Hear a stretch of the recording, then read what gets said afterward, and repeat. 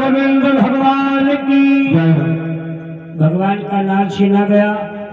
बाबा नंद ने कहा खूब दान बांटो, आज जितना दान बांट पाओ उतना दान बांटो। उधर जय जयकार हो रही, कहा गोकुल में भाई नंद के लाला में ना काफी भीड़ लगी है। सुखदेव जी कहते हैं इधर पूतना भी राक्षसी गोपी बन के पहुंच गई। और जैसे ही पहुंची बोली ए माई यशोदा, मैंने सुना है कि तुम्हारे लल्ला में हो। यशोदा मैया की आंखों में आंसू भराए बहन, ये लल्ला मारो नहीं है, ये लल्ला तुम ही सूखो। अब हमारे भयो में नहीं लल्ला, मैं तो सो रही थी और जब सोए के लगी तो पीठ के नीचे लल्ला खेल तो मिलो। तो छलवेशी पुतना बोली क्या मोको खिलावन को नहीं देगी? यशोदा मैया ने पुतना की गोदी में लल्ला को ढक दिया। और जैसे भगवान पुतना की गोदी में पहुंचे तो सुखदेव जी कहते हैं पुतना ने भगवान के ऊपर से अपने आंचल का पल्लू डाल लिया, ढक लिया और ढक करके धीरे से पैस्तर निकाला, भगवान के मुख में लगाया। तो जैसे पैस्तर मुख में लगा, भगवान ने दोनों हाथों से जकड़ के पकड़ा। अब देखो पुतना के कोई भी पुत्र नहीं है कि पोतना के कोई पोतना था, पर पोत को मारने आई हुई है। बजराज के हाय शरीर से प्राण और निकारने पोतना आई हुई है। भगवान ने पुतना को देखना गवाना नहीं किया। क्यों? एक तो इसके कोई औलाद नहीं है और हमें बेटा समझ के गोदी में लिया है और हाय जहर पिलाने जा रही है, इसलिए भगवान ने नहीं देखा। दूसरा भाव, भगवान ने सोचा ये बड़ी गंदी राक्षसी है, अगर मैं इसे देख लूंगा तो इसका कल्याण हो जाएगा। भगवान ने नेत्र बंद के लिए आप पुतना ने भगवान के मुख में तो प्रस्तुत लगा ही दिया। आप ध्यान दो, सुखदेव जी कहते हैं भगवान जिसे पकड़ लेता है,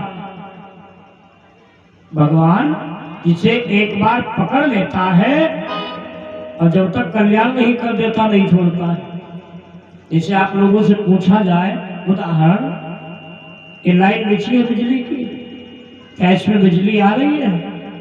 तो आप लोग यही कहोगे हाँ बल्ब जल रहा है। बल्ब थोड़े जल रहा है, अगर बल्ब जलता होता दिल के नीचे गिर गया होता। बल्ब नहीं जल रहा है, इस बल्ब के अंदर जो ऊर्जा आ रही है वो बल्ब को प्रकाशित करने की। और अगर आप लोगों से ज्यादा पूछा जाए कि बिजली कैसे है तो भाई जाओगे क्यों? देश तार पकड़ोगे तभी तो मालूम होगा बिजली है।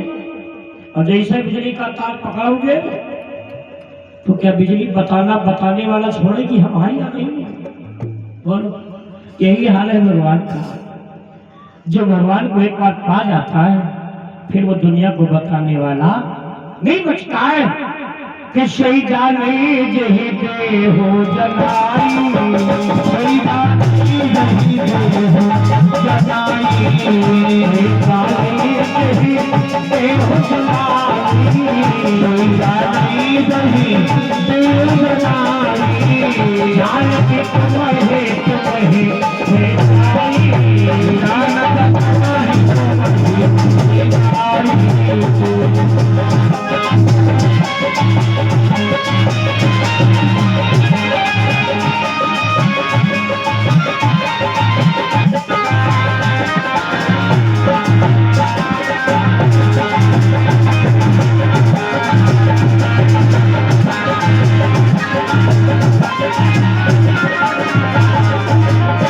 भगवान ने पुतना के पेस्तल को मुख में रखा तो सबसे पहले भगवान ने क्या किया है मालूम?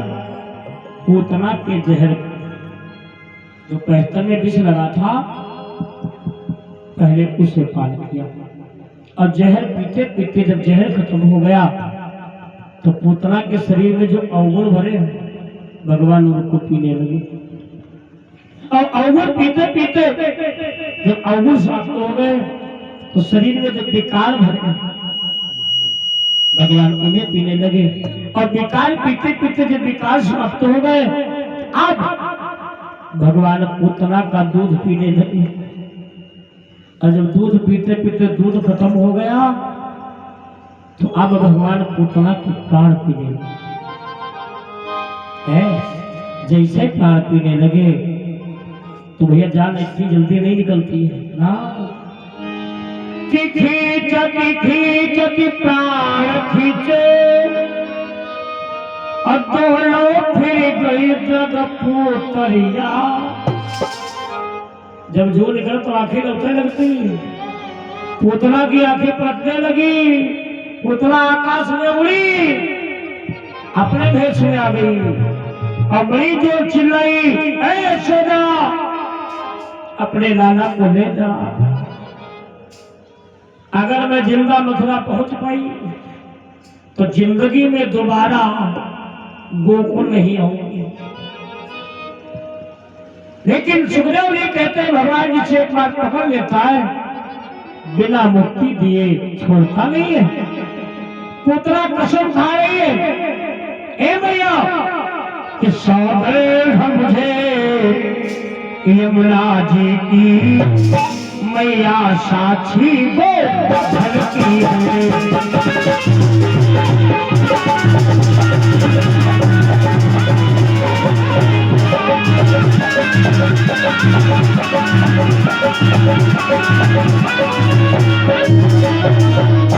जी की जाती अगर से मैं मथुरा चाहने पाऊंगी कसम खोट की खाती हो, कसम खोट की खाती हो, कसम खोट की खाती हो, गोकुल में कभी न आऊंगी।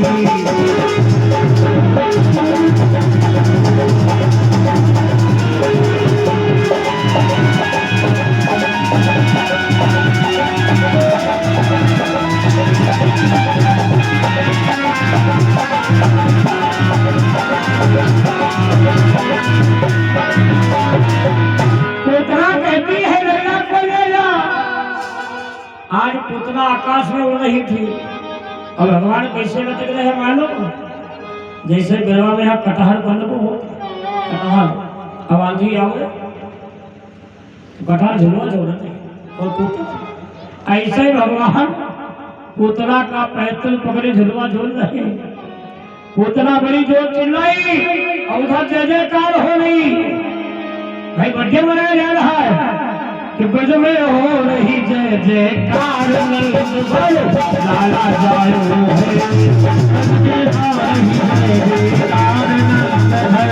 लाला जायो है, हो रही जय जयकार लाला जायो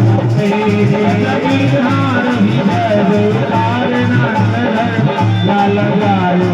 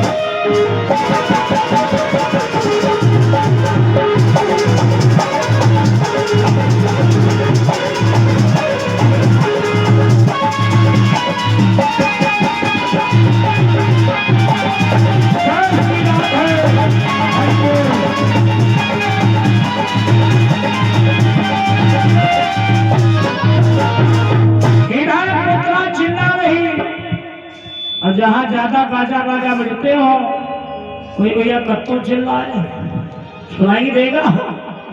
भगवान पुतना के प्राण पीते पीते जब प्राण पी गए तो पुतना खाने भगवान ऊपर धड़ाम से नीचे गिरी।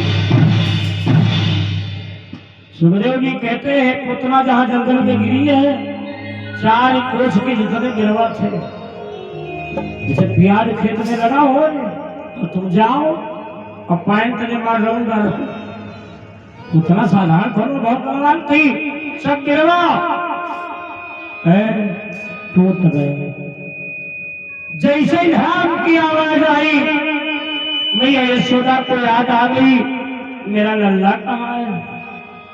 अब यशोदा जिससे पूछती है तो कहती मोको नहीं दो, पूरा गोकुल छान मारी यशोदा, और जो लल्ला नहीं मिला तो कहाँ उत्साह छा रहा था, उत्सव मनाया जा रहा था। आज वही उत्सव मातम में बदल गया। और जिस लल्ला का गाजे बाजे के साथ उत्सव मनाया जा रहा हो अगर लल्ले गायब हो जाए काहे का उत्सव। भैया यशोदा ने कहा जल्दी से जाओ मेरे लाला को ढोलक रहा है। अब कुछ लोग पूरब को भागे, कुछ पश्चिम को भागे, और कुछ बाल वाले जब दौड़ करके गए तो क्या देखा, पूतना मरी पड़ी है, भगवान तमहो दूध पी रहे। बाल वाले आए भैया तेरा लल्ला पुतना राक्षसी को दूध पी रहे हो है। भैया यशोदा दौड़ती हुई गई, अभी भगवान नहीं दौड़े। जब यशोदा को आते देखा तो किलकारी मार के रोने लगे। मैया यशोदा ने अपने लाला को उठा के हृदय से लगाए लो और क्या कहती है, पता नहीं किस देवता की कृपा से मारो लल्ला बची गए। यशोदा ही का दान बैठो, आज ये लल्ला बचा है। इधर दान बटवाया और उधर आदेश दिया कि इन्हें इकट्ठा करके पुतना के शरीर को जला दिया जाए। सुखदेव जी कहते हैं जब पुतना जलाई गई तो भैया सबकी जब लाश जलती है तो दुर्गंध आती है ना, लेकिन जब पुतना जल रही थी तो 4 कोस तक सेंट जैसी बहक आ रही थी। राजा परीक्षित जी ने पूछा गुरुदेव भाई पुतना तो राक्षसी थी, गंध ज्यादा आनी चाहिए। तो सुखदेव जी बोले पागल हो, जब भगवान दुर्गंध काहे भी आती है, विकारों की अवगुणों की। जब भगवान पुतना की अवगुण पी गए, विकार पी गए, जहर पी गए, दूध पी गए, प्राण पी गए तो पुतना तो पवित्र हो गई, इसलिए सुगंध आ रही है। राजा परीक्षित जी ने कहा एक बात और बताओ गुरुदेव, भाई बिना दुश्मनी के कभी कोई बदला नहीं लेता है, आखिर पुतना की और भगवान की दुश्मनी क्या थी, आज भी नहीं है। अबे प्रधानी का चुनाव आवे 100 साल पुरानी दुश्मनी याद आ जाएगी। कहीं भैया तुरंत शाम फटेगा और है शाम प्रधान जी ठीक मारेगा, वोट नहीं दूंगी, कोई बात नहीं दुश्मनी याद आ गई। तो सुखदेव जी कहते हैं बिना दुश्मनी के कभी कोई दावा नहीं करता है। परीक्षित जी ने पूछा दुश्मनी कौन थी, आओ ध्यान दो। ये बात है सतयुग की। सतयुग में एक राजा हुआ है बलि, आप लोगों ने नाम भी सुना होगा, राजा बलि। तो राजा बलि इतना बड़ा दानी था, उसने संकल्प लिया कि हम 100 अश्वमेध यज्ञ करेंगे। अब ये जो 100 यज्ञ कर लेता है वो इंद्र बन जाता है। राजा बलि के 99 यज्ञ पूरे हो चुके हैं, 100 यज्ञ की तैयारी थी। देवराज इंद्र का सिंहासन जगमगाया।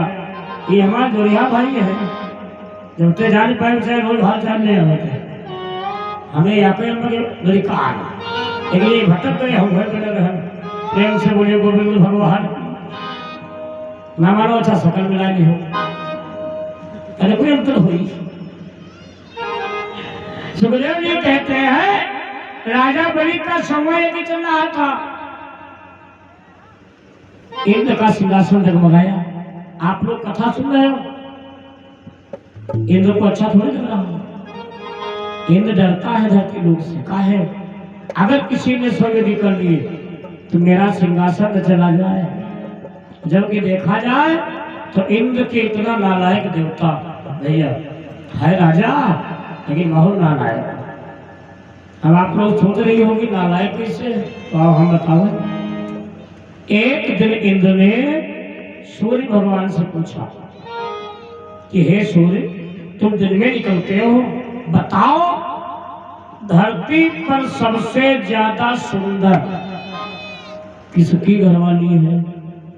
ये भैया नीचे लोगों ने कहा नालायक न कहीं कहा नहीं बताओ। तो सूर्य ने कहा क्षमा करना, मैं दिन में निकलता हूँ और जो ज्यादा सुंदर होता है वो धूप में नहीं निकलता है। काहे? गीतकार ने गाना लिखा है, धूप में निकला न करो रूप की रानी, गोरा रंग काला पड़ जाएगा। चंद्रमा से पूछो, चंद्रमा रात में निकलता है। अब इंद्र चंद्रमा के पास गए, ये नालायक भाई इतना बड़ा धनिक गाँव है, हमें क्या पड़ी है कोई के घरवाली सुंदर हो या न हो? भाई क्या मतलब है? चंद्रमा से पूछो। तो चंद्रमा ने कहा इस समय धरती पर सबसे ज्यादा सुंदर और सती नारी अहिल्या। अहिल्या किसकी घरवाली मालूम? गौतम ऋषि। तो इंद्र ने कहा जाओ पूरा बायोडाटा पता लगाओ, गौतम ऋषि कब जाते हैं, कितनी देर में आते हैं। चोरी बिना मुखबरी के कभी बोला हुई है? कोई चोरी हो जब तक मुखबरी नहीं पक्की लग जाए इतने चोरी नहीं हुई है। हाँ चंद्रमा को लालच दिया भैया, पाप का बाप कौन है? अवधेश जी का नाम है लोभ। ये पाप का बाप है लोभ। चंद्रमा लोभ में पड़ गया, लालच में आ गया। पता लगाया तो पता चला कि गौतम ऋषि का सदा का नियम था, गौतम ऋषि का सदा का नियम था, वो जाते थे गंगा सवेरे सवेरे। गौतम ऋषि का सदा का नियम था, गौतम ऋषि का सदा का नियम था, वो जाते थे गंगा सवेरे सवेरे। गौतम ऋषि का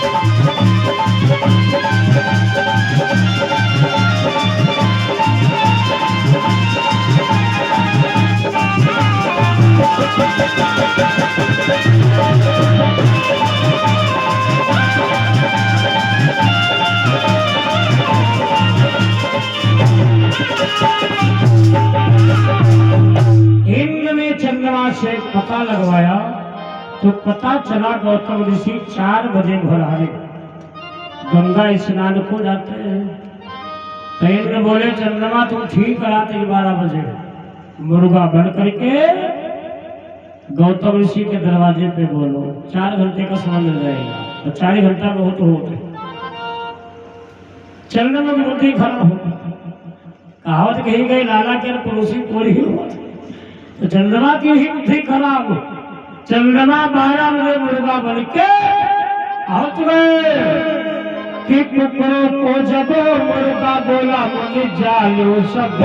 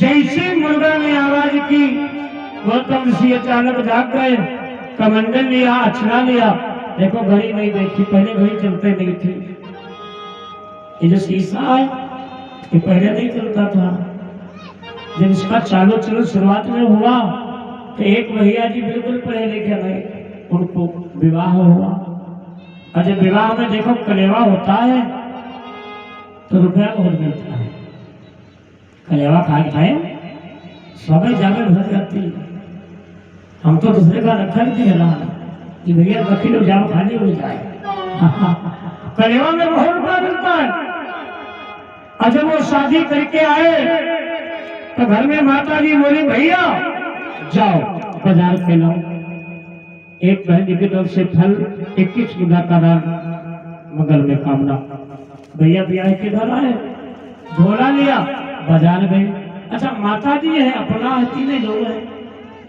तो सब्जी खरीदी बाजार में तब तक भैया विसाखी की लाइन में करीब पड़े जहाँ विसाखी सोना जाते ना तीन शीशा है चमत्कार है ना उन्होंने जिंदगी में शीशा नहीं देखा था तो विसाखी से बोले भाई ये जो चमक रहा है ये क्या है दुकानदार बोला भैया ये शीशा है तो महाशय जी बोले लाओ देखी तो शीशा देखा इससे अपन शकल दिखाई दी ना दुकानदार से कहा बोले शीशा कितने का है दुकानदार ने कहा 20 रुपए का तो बोले भाई शीशा 20 रुपए का है और इसके अंदर जो बैठा है क्यों पत्ते का है दुकानदार चाहता तो ठग लेता भैया दुकानदार बोला भाई ये तुम्हारा नौकर है क्यों फिर नहीं जाओ हाँ जहाँ रुपया से भरे रहा फक्त ने 20 नोट निकाल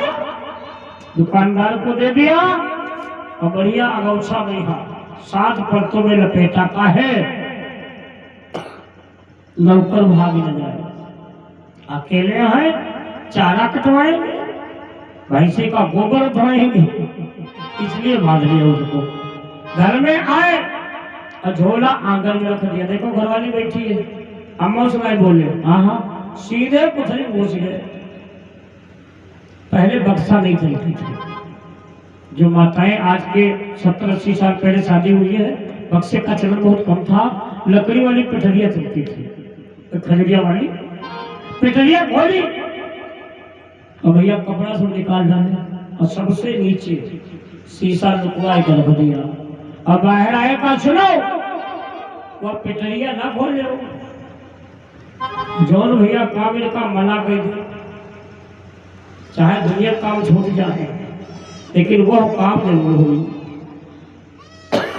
अब घरवाली सोचे लगे भगवान रोज आओ कहते चीज हमें देते थे, आज वैसी कौन चीज ले आए जो लुकवा के रखी है, बैठी नहीं कुछ क्या कोई खाते चले गए। माई रहा सुबह शंका होते उठ के कोठरी में गए, पेटरिया खोली और जत्ते कपड़ा भरे रहे समुद्र किनारे गए, सबसे खाले 7 पत्र लपेटा शीशा रखा, शीशा निकाली। अब बहुरिया उल्टे ज्यादा अच्छी, जैसे बहुरिया ने इसे शीशा देखा बड़ी जो चिल्लाई अम्मा, अम्मा बूढ़ी रहा का भाव, बहुरिया काला भाव तुम्हारे भैया सवत में आए हमारे। अब बूढ़ा कहे लगी अति सुंदर हमारी बहुरिया चंद्रमा में है, मैं तुम नहीं मैं बिटिया लाओ देखे कि सवत है। अच्छा शीशा को बहुत बूढ़ा होना देखी ना,